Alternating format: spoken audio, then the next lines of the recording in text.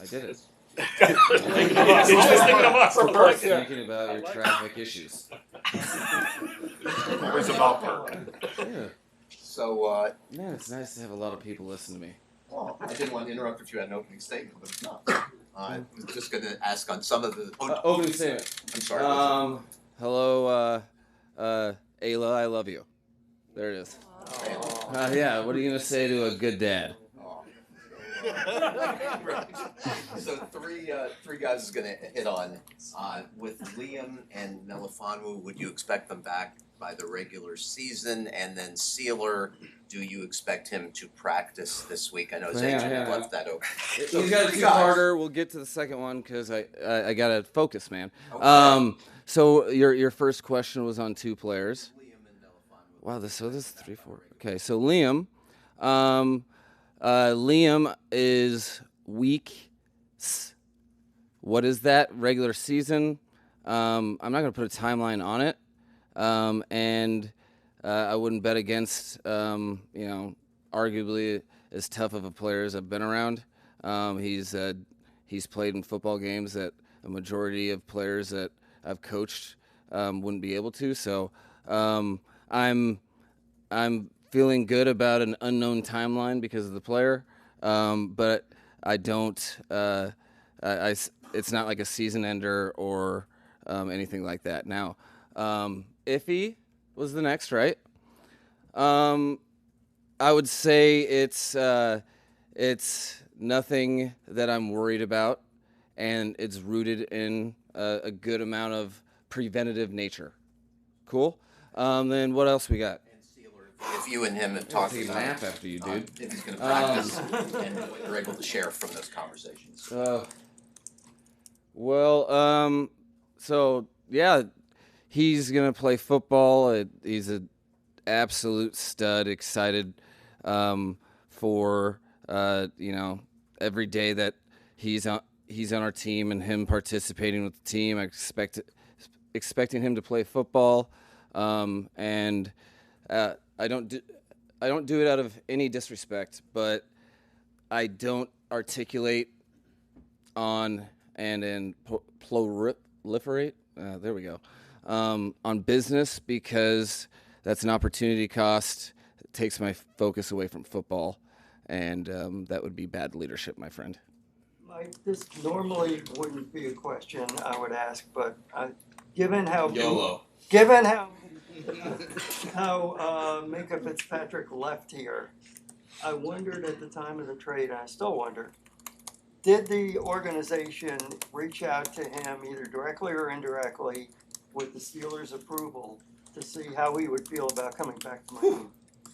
Yeah, thanks for the approval part because of tamper, all that stuff. I think as you enter into negotiations of any sort of trade, you try to identify first and foremost that the player receiving wants to play football for you. So whatever that means, we are excited. I'm elated to add Minka to the team because it's an opportunity to have a player that I've been coaching off of and plays the position the way that we here want to play the position, that he gets to actually play the position. It's a real good fit based on his skill set, both in athletically and what he's able to do with his transitions in the open field, and then elite ball skills, and then leadership. It was something that National Football League's hard, especially when you're a guy like Minka that puts everything into it. And so, there's a lot of things that go on when you're all in with a team and then your team changes. That being said, you're a football-first guy that wants to be around teammates that care about football, and you're driven to win and write your own story. I was very confident this would be a place that he would fit right in. Know a lot of Bama guys, know a lot of guys in the NFL, so had a lot of foresight into what he was coming back to, and he couldn't get in the 29 jersey fast enough. So, Mike, yesterday Tyreek Hill said that he's matured a lot this offseason, but he also mentioned that you've matured a lot. Has there been a different approach that you've taken towards the players as you get ready for a new season? Well, I've kind of talked about this. It's hard to totally paint the picture, but inherent to my entire life is assumed improvement, development, and growth. That's how one goes from on the outside looking in to figuring out a way to follow your dreams. So in that, my expectation for myself is that I'm never a finished product, and that you're always learning from life, because you're gifted each and every day, and you're trying to seize each one of them the better version of yourself. So I absolutely agree with Tyreek Hill in that he has had some very, very real reflection, and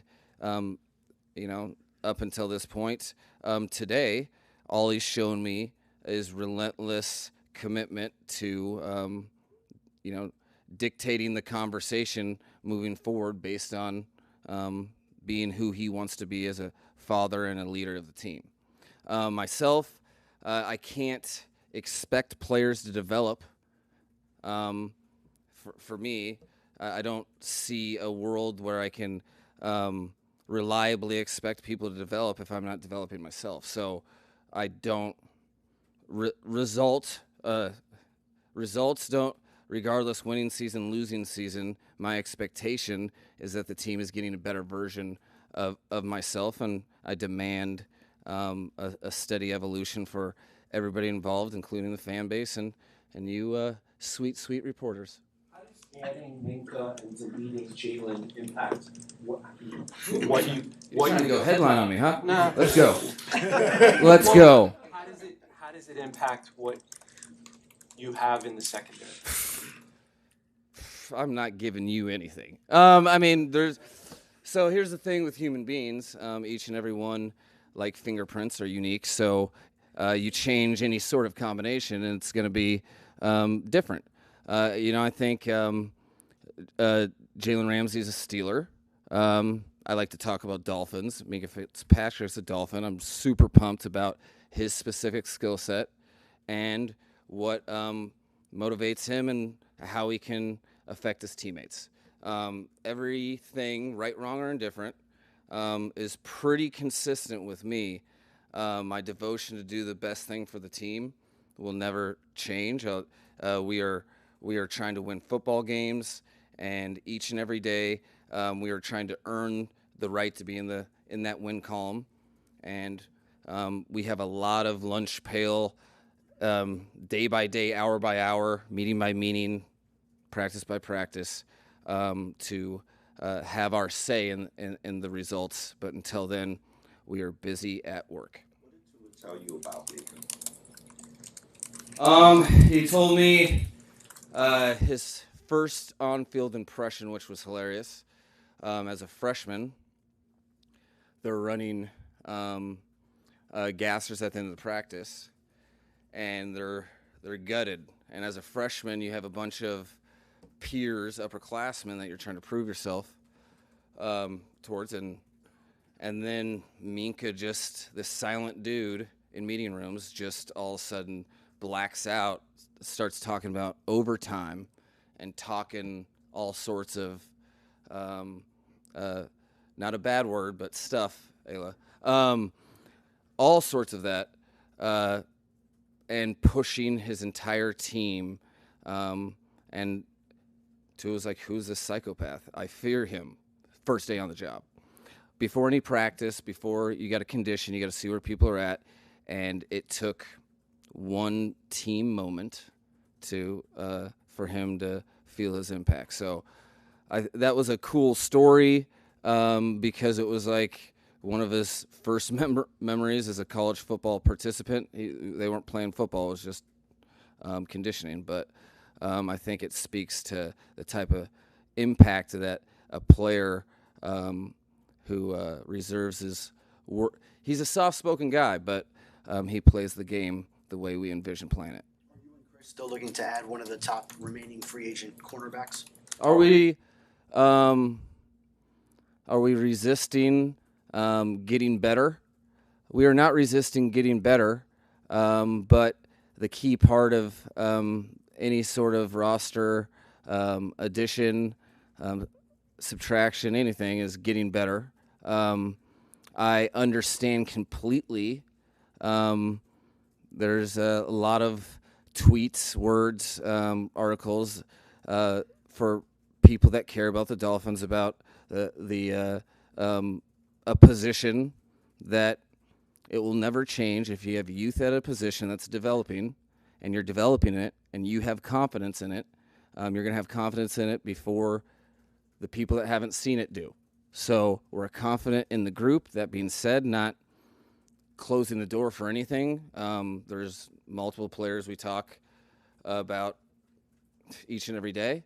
But we're also very excited with some guys that have a lot to prove and know that and are excited for the opportunity. We joke about beating traffic, getting here at 8 o'clock, but what was the actual thought process in moving practice times up from where it's been in the past?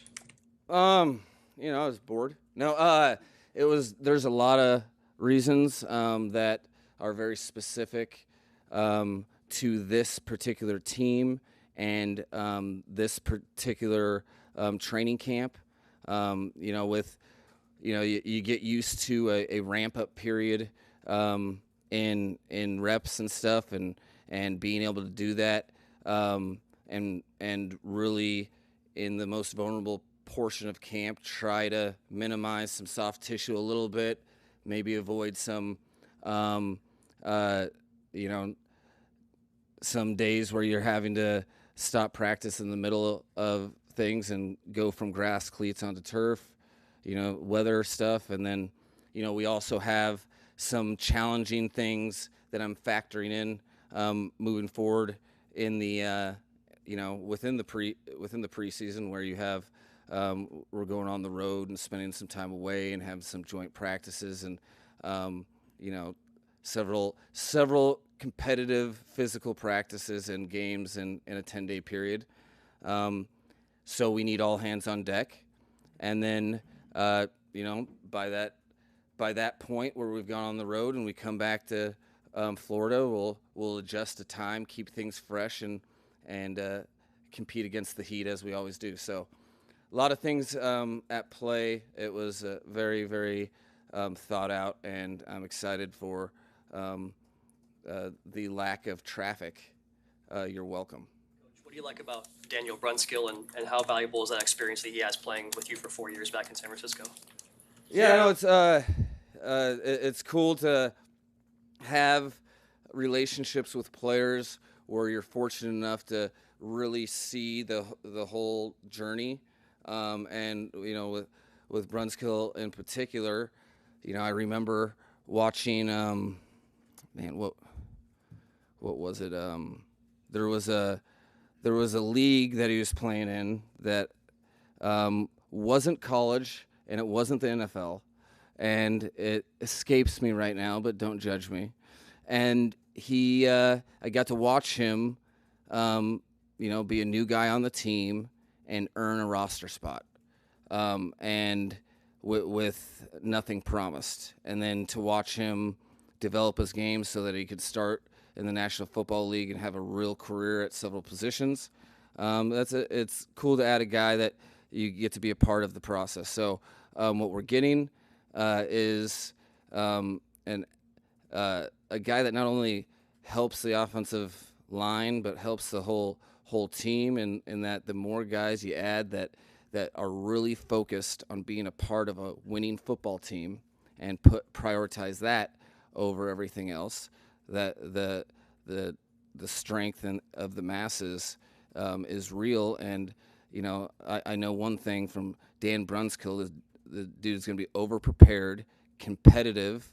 He's assuming right now that You guys have nothing good to say about him, and he's going to work to prove you otherwise. That's how he operates, and that's a mentality I think is important in the NFL. Coach, how is now in your fourth year as a head coach? How is your view on natural talent versus deliberate development going? Well, entering the whole deal, I mean, I read the book "Talent is Overrated." Is that? No, it was a fan for most of the sound, and then I questioned if it was a blowing of the nose, and I had to look. So what were we talking about? About your view on talent. So, I read the book "Talent is Overrated" maybe in 2012 or 13, and first was exposed to deliberate practice and have been looking through the lens of coaching through that nature. So I have a tremendous regard for that going into being a head coach. Like, as much, quite honestly, if you're around me, I owned about 70% of the phrase deliberate practice, with 30% other people their whole lives ever saying it. So, like, I was saying it a lot, and I believed in it. Having said that, as a head coach, I'm more of a believer. Just because you are more privy and you really feel the team, the nucleus of the team, and how people's habits affect other people, how there's all the pressures along the entire field of people trying to perform, and the only way to get the results that you really, really are trying to manifest is that you put yourself in the closest thing to that situation. I always believe that, but in practice, I've watched it, and I think this team has a firm understanding of what that is based on the spring, because you learn that anything that's good in athletics is a product of deliberate practice, quite literally. So, yeah. Yesterday, Tyreek said that he hasn't been giving the best version of himself his entire career. I'm curious, was that self-reflection on his point that he shared with you, or was that something you guys spoke about together? Well, absolutely. He's been within this building. You can see thus far, the 3 months that the team has been working at it, that he means exactly that. That's a surprise to no one in the building that he's saying that publicly. Why do I say that? Because he's come to work every day with vigor and determination. I think that first and foremost, the only way that you can dictate the terms in life is you have to take a realistic evaluation of what's going on. And if you're not happy with certain things, you have to put in the work to change it. I think the whole point, if I can affect the team and the players on it in any way, the one thing that I think is ever pervasive is adversity is adversity. You have the choice of making it an opportunity, or you can make it your whatever you don't like about it. You can live that into existence. So humble, accountable, deliberate, intentional, daily focus. That's what we're looking for, and I'm excited for him to get another opportunity to stack another day today, which is Wednesday, practice 1.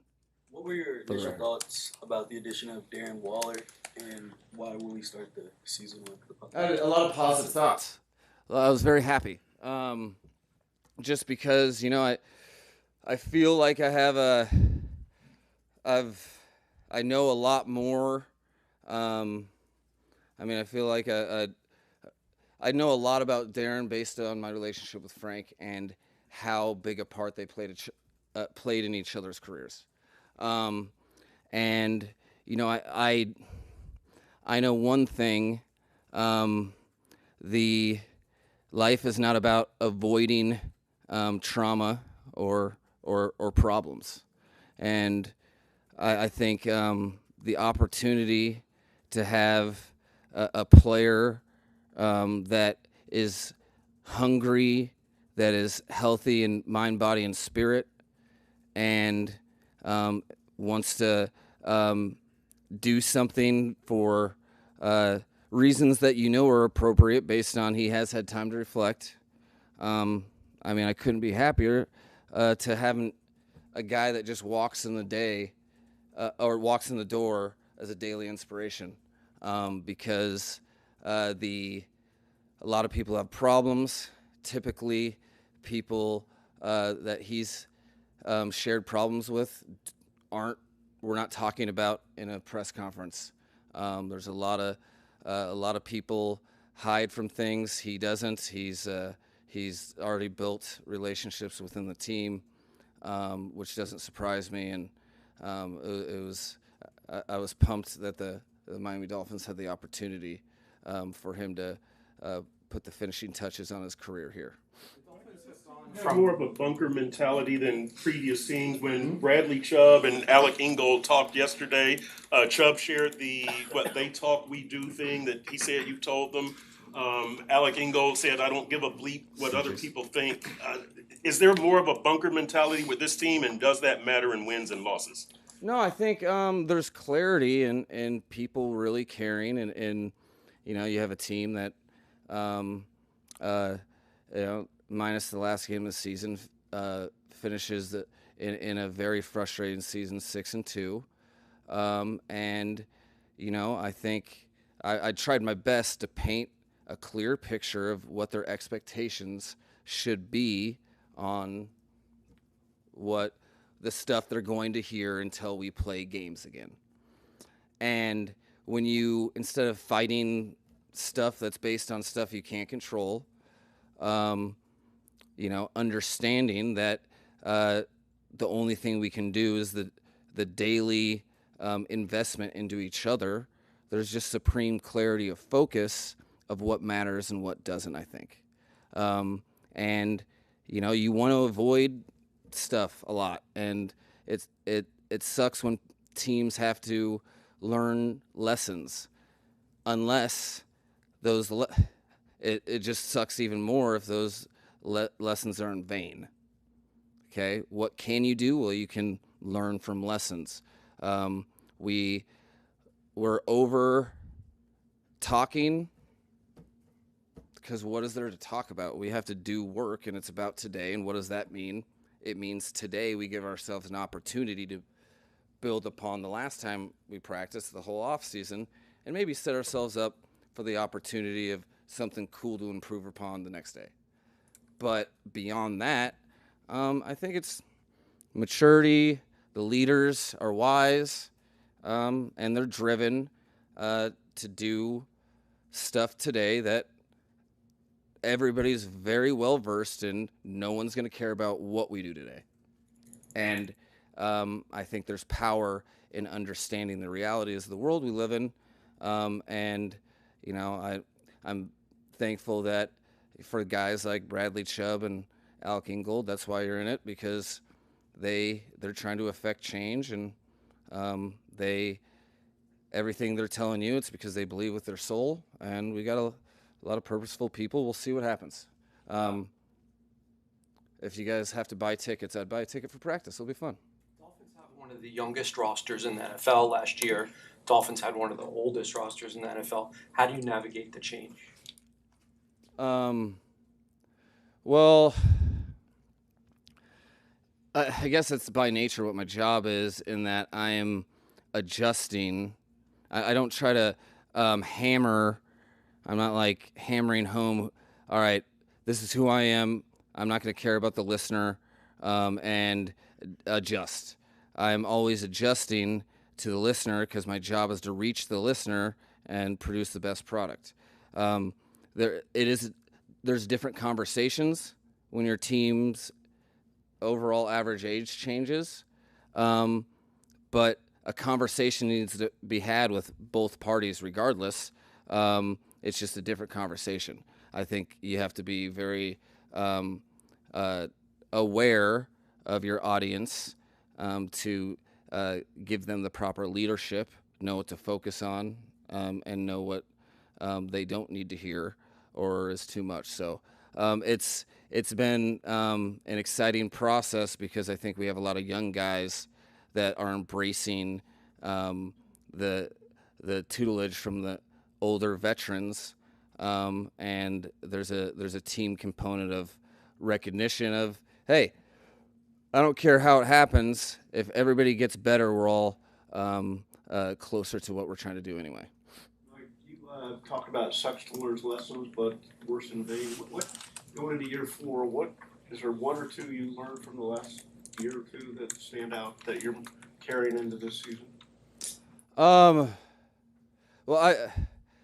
I guess I look at it as my challenge and where my competitive spirit comes out is I look at my job and our team's job is to beat people in the lesson learning game. Like, I'm not running, let's be overly accountable and let's hold each other accountable and identify what isn't good enough and fix it, as opposed to running from nonsense. So I like where our team's at today, and you're going to be able to copy paste this in a tweet, and I'm excited to see what happens tomorrow. That's my Belichickism. Some new faces offensively this year, and earlier this spring you mentioned that Tua is working on his consistency of the mastery of the offense.